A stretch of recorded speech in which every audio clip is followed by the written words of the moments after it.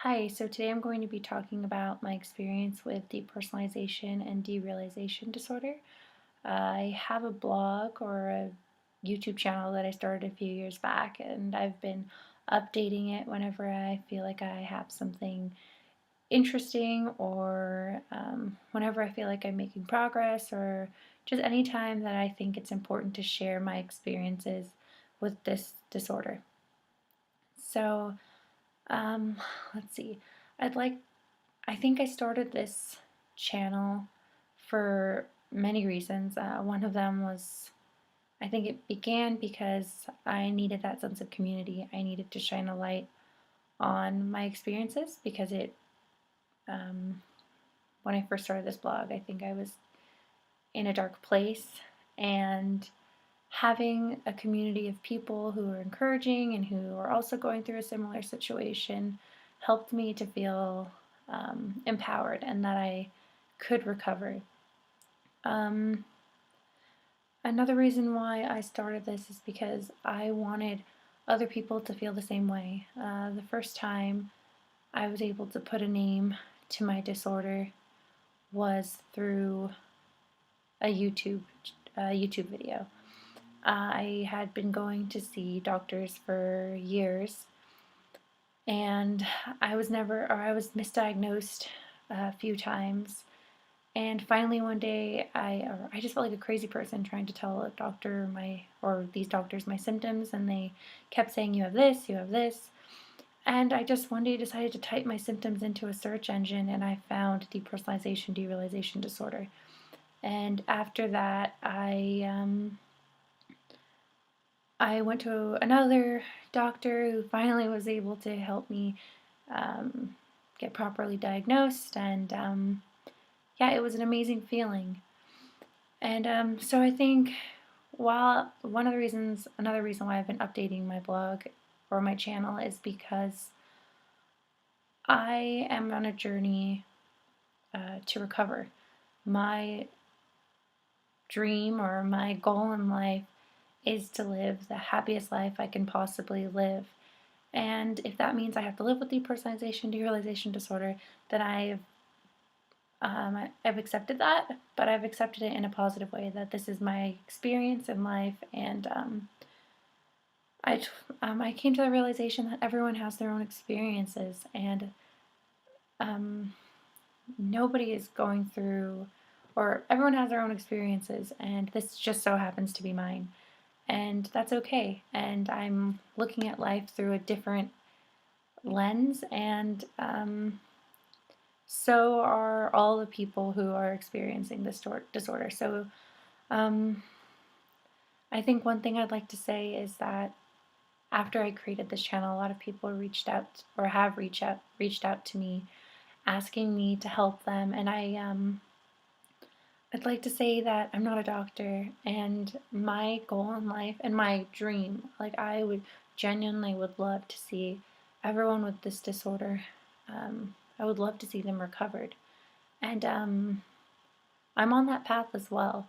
And I think if you have this disorder, you realize, or I don't know if you are, for myself, having this disorder has made it so I only have a certain amount of energy. And and my goal and what I've realized with my recovery is that I have to only um, expose myself to things that I think are positive. And my goal when I'm trying to help other people is to help them see that path or that way, because I have experienced a tremendous amount of recovery through um, actively pursuing positive things in my life. So what I'm saying is that I can't save anyone. I don't have that power, although I would wish that I did.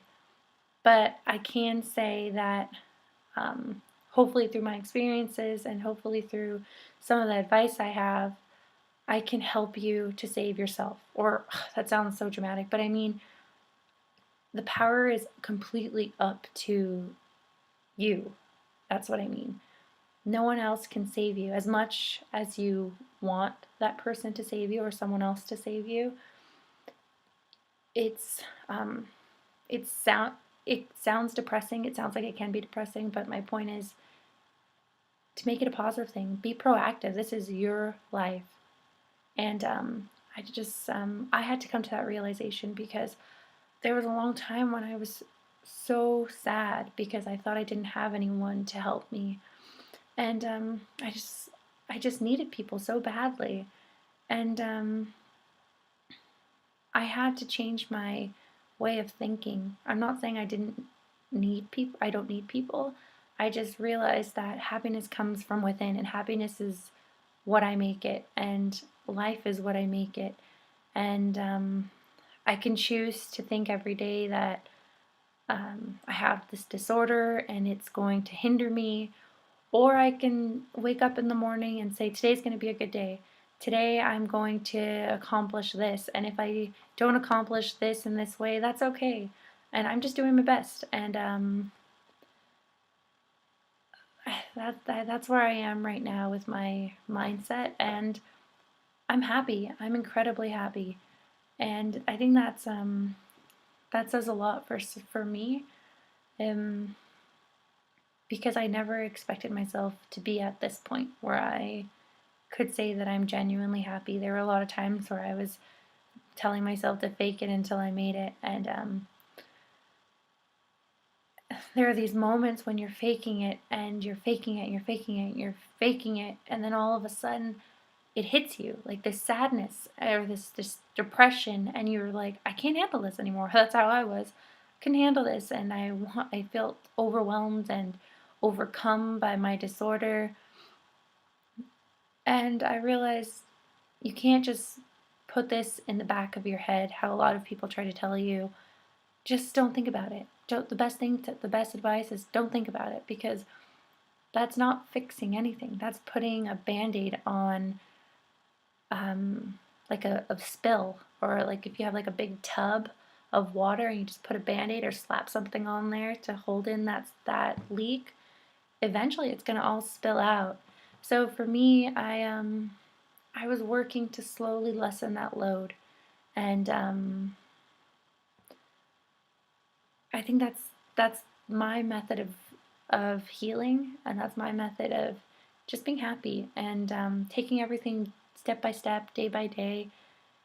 And eventually, I started building instead of depleting my energy. Let's see. I wrote a few notes down because sometimes I get a little bit off track, but let's see. Um, my last thing about happiness, I made a note to say, surround yourself with positivity. And that can go for all aspects of your life. That can go with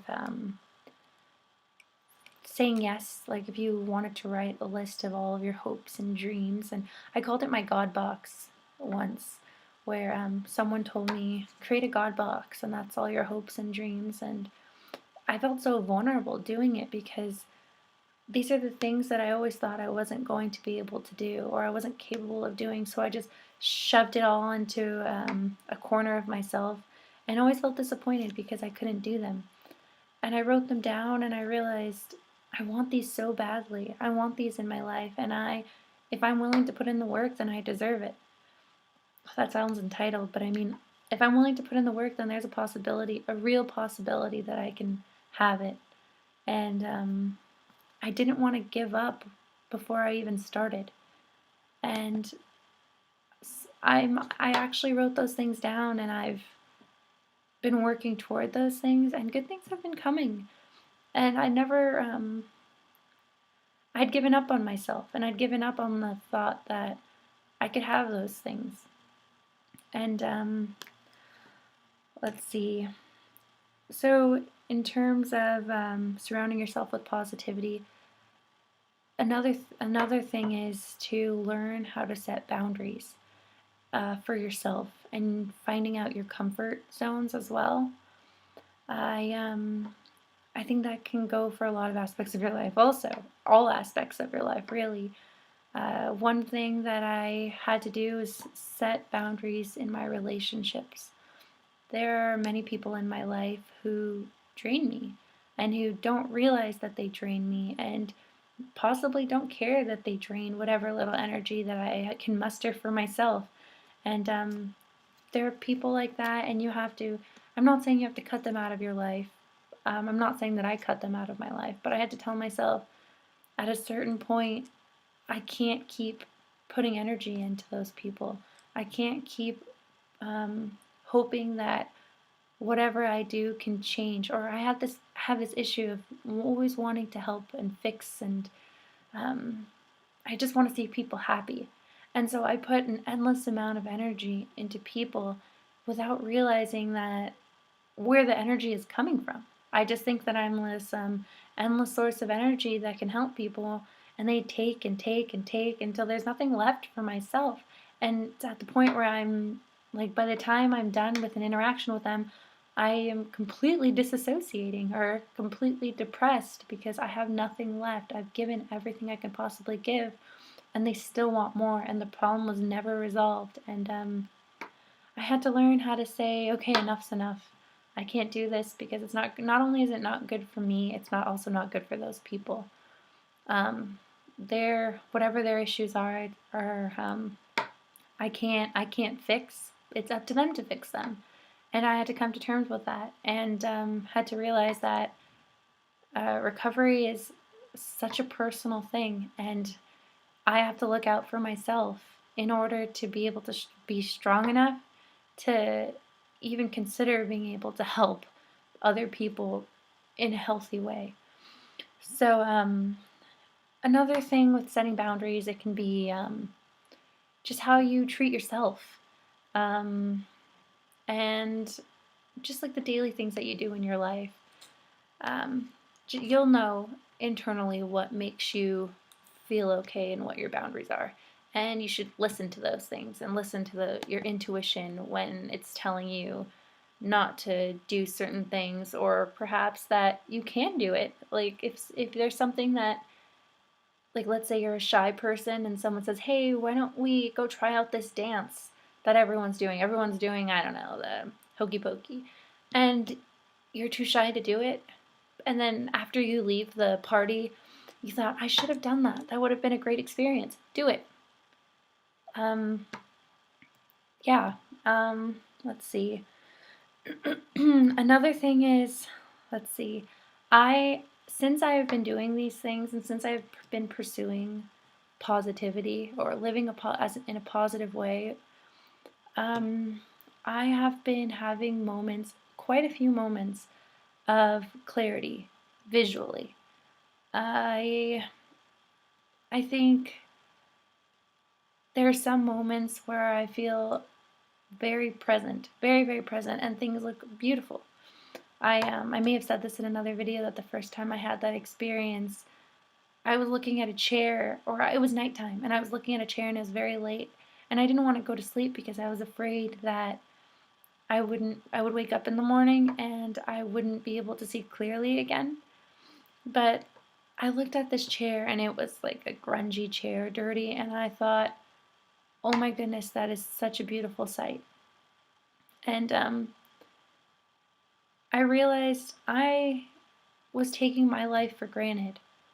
I am, after experiences like that, I realized that I ought to be more appreciative of what I have.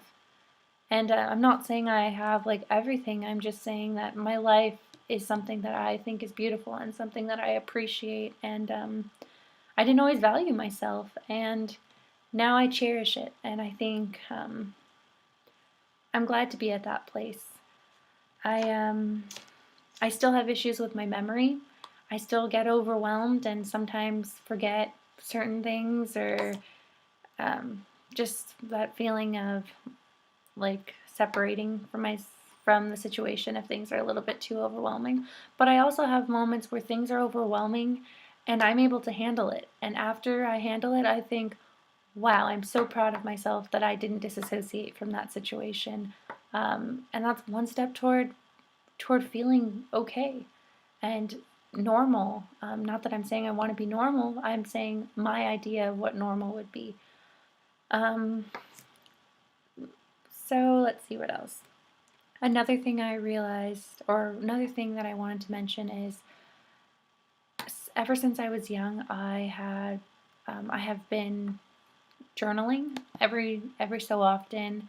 I still write a few journal entries, but when I was younger, I wrote a lot more than I do now.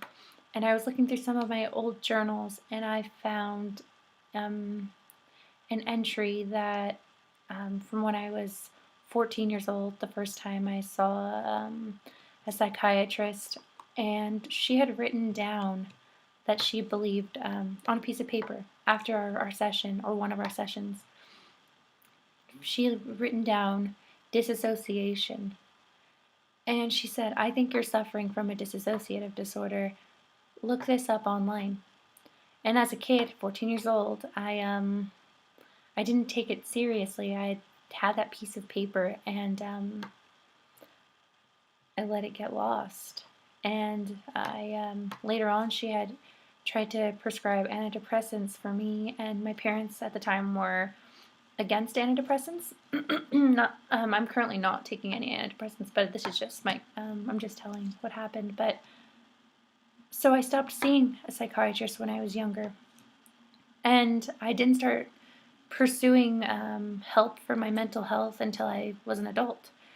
And it was just such a crazy revelation, knowing that someone had seen it sooner, because I completely forgot. I just was thinking, what would have happened if I had kept seeing her, or continued to pursue um, help in that way at that age? I wonder, I don't know if it's like a healthy situation. I don't know. But my point is that I am so grateful that I have been journaling, or had been journaling, and I thought that might be a good piece of advice for other people who are having issues with their memory. And I still have that fear sometimes during my days where I'm thinking, this is such a beautiful moment, like that sunset is so beautiful, or being in this moment with my family is so beautiful. I just want to remember it. And it's not as good to not be able to recall it in the same way, but taking pictures and journaling has helped me a lot to be able to remember as best as I can. Um, let's see. Lastly, I'm sure I have more, but I can say that for another day. I just want to say that I stopped beating myself up as much as I used to mentally. And actually, that's not last. My last bit, I want it to be positive. So I believe that recovery is possible. I think I'm on the road to recovery. I think I've been on the road to recovery, and while on the road to recovery, I've had setbacks. But with there were times when I thought, this is going to be my last setback. I can't handle it anymore. I can't have one more of these terrible slumps. That's what I'm going to call it. But it turns out that every time I actually got a little bit stronger and learned something from those experiences. And I'm still on that road, and I've never been this consistently positive, and I've never consistently recovered for as much as I have. And that's from someone who's realized that I'll have had issues with disassociation. Let's see, how old am I? For about 12 years, when I thought that it was a lot less. And I just hope that everyone else who has this disorder can understand they don't have to be sad. And I want them to see that there's love and light and good and just amazing things in this world. And it's up to you if you want it. It's there if you want it. You just have to let go of of the sad bits. So with that, I wish you all well and thank you for watching.